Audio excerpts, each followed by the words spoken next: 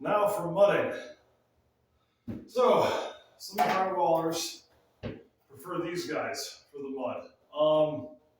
I started using one of these. I only use it for mixing now, and mostly just because, well, I have it. Get yourself a Hawk. These things are great. They're easier to manage. It's easier to catch a drip with, especially if you're doing the ceiling. I got a variety of knives laid out. Normally when I'm mudding, I have my wife here. She'll be back soon to help me. So as I go through the knives, she'll come and take them, clean them off, put them back. So when I got to switch back to that one, I got a clean one and it's not leaving gouges in the one I put up. As for joint compound, I prefer to use dry. If you get the pre-mixed stuff, there's a couple problems with that. The pre-mixed is actually not ready to use. You still have to put more water in with it to get it to a good consistency for mudding. So you still have to mix it. So you might as well just mix the whole thing.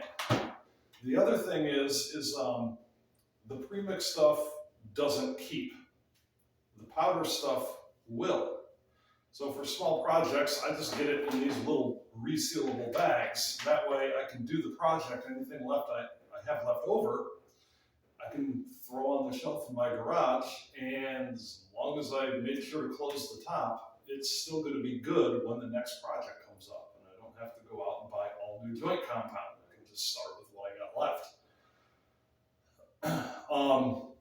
If you only got one project planned, you don't have one in the near future, or if you're not that good at mudding and you want a longer work time, pre-mixed stuff can be the way to go. However, if you're fairly confident that you can do a good job, you're able to work within a limited amount of time, or if you just have a number of projects coming up, just get the powder stuff and mix it yourself.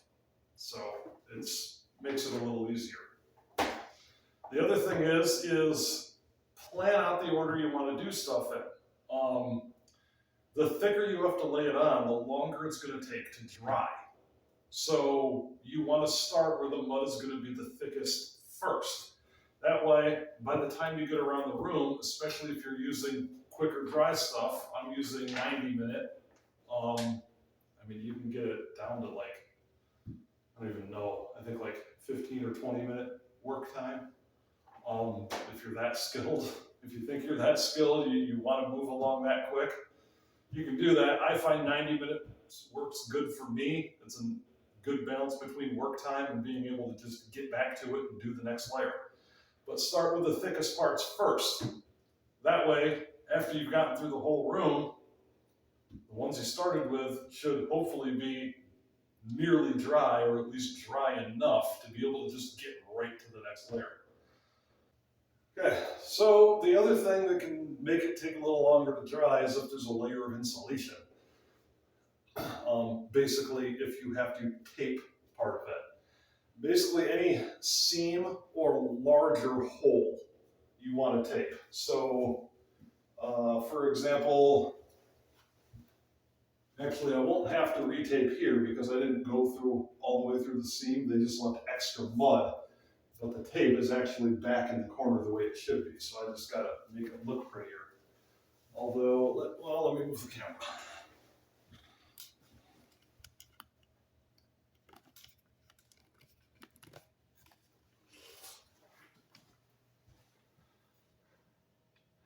Okay, so you can see there where the seam has split when I put more screws in.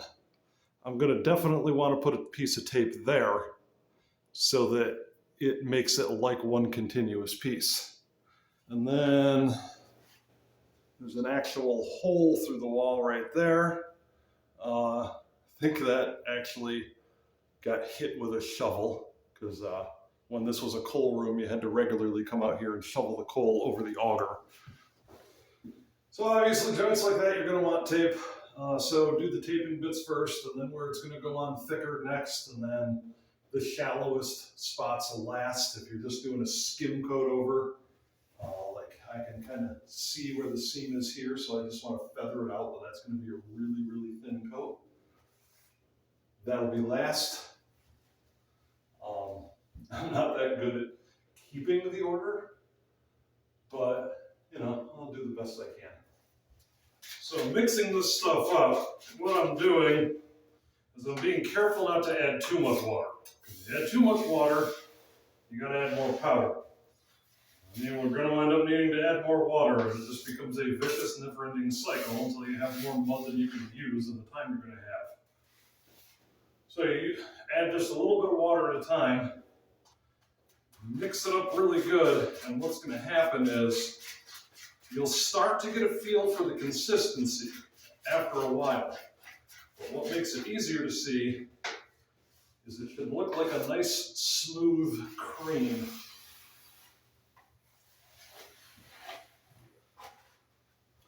So get it so it looks nice and creamy. It'll smooth out all the bumps. It'll nearly look edible, but you know, please don't. You know, try to refrain from such things. And that's when it should be at a good point where it's thin enough to use easily, but not so thin that it's dripping everywhere.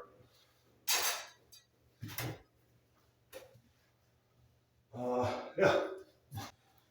All right, well, this little bit left is getting too dry to do me any good. So, yeah, so this first coat, I'm really just trying to get enough on the wall so that I got something to work with when I come back through the next coat. So there's no point in trying to get it perfect. I mean, there's spots where I got bits sticking out like here, but that's going to be easy to take off because when I come back through to do the next coat, first thing I'm going to do is go around with my putty knife again and just scrape all those bits off. See, I got where I had a dry bit scrape through this. Doesn't matter because I still have managed to feather out to the wall to clean up that corner. So when I go through with another coat, it's going to be easy to fill that in without making a bigger mess. Some of you may have noticed I did not really show much about taping or give instruction on that. That was on purpose. I am horrible at taping. Don't take my advice on it.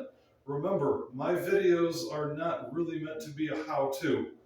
It's more of a, this is how somebody that is not by any means a professional can do with it. It's more for encouragement or just to see what happened. If you really want professional advice on how to do this kind of work, I highly recommend, said not sponsored and I've never worked with the guy, it's just, he's awesome. On YouTube, Home Renovision. He is a professional. And watching his videos is how I learned to do most of the home improvement stuff that I do today. Everything from, you know, drywalling, framing, all that stuff. Electrical I learned elsewhere. I already knew that one. But yeah, you want to learn how to do any of this stuff, you want advice from somebody that's actually professional, Home Renovision, guy is awesome. Yeah, so I guess at this point I'm just going to take a quick break, wait for a little bit to dry, and well, I'll get back to you at some point. Good. Welcome to the next cut. It has been a week of mudding. These walls were terrible. None of the corners matched up right. All across a couple of the walls, the drywall curled in at the corner. There was a good 3/4 inch radius on this one. I've gone through probably 20 pounds of joint compound. That's 20 pounds before it was mixed with water. I've had to retape a bunch of stuff. It's been fun. But finally, it is time to sand.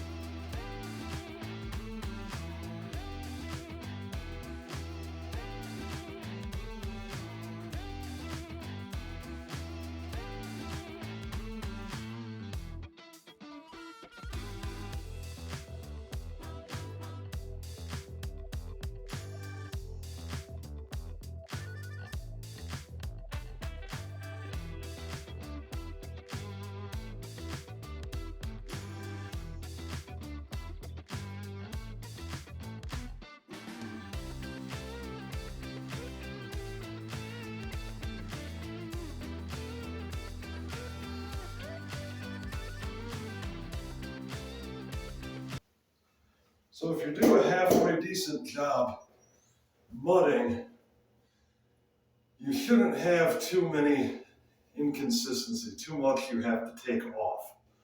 So when you start your sanding, what you want to do, get a guy like this, and you just go over everything with this first. And all you're doing is just kind of generally smoothing it out and creating a good surface for the primer to stick to. After I'm done with this, I'm going to go back around with a sponge sander when I find it, and look for any other little inconsistencies that this didn't quite get. Like, you probably can't see it on camera, but there's a couple lines here where I got the mud a little too thick and it's scraped. I'll be able to just take those out by hand. Yeah. And if you need to, take a break every now and then, because this is murder on your hands. But yeah, I'm not trying to actually knock everything down. I'm just trying to kind of get everything averaged out in the same texture.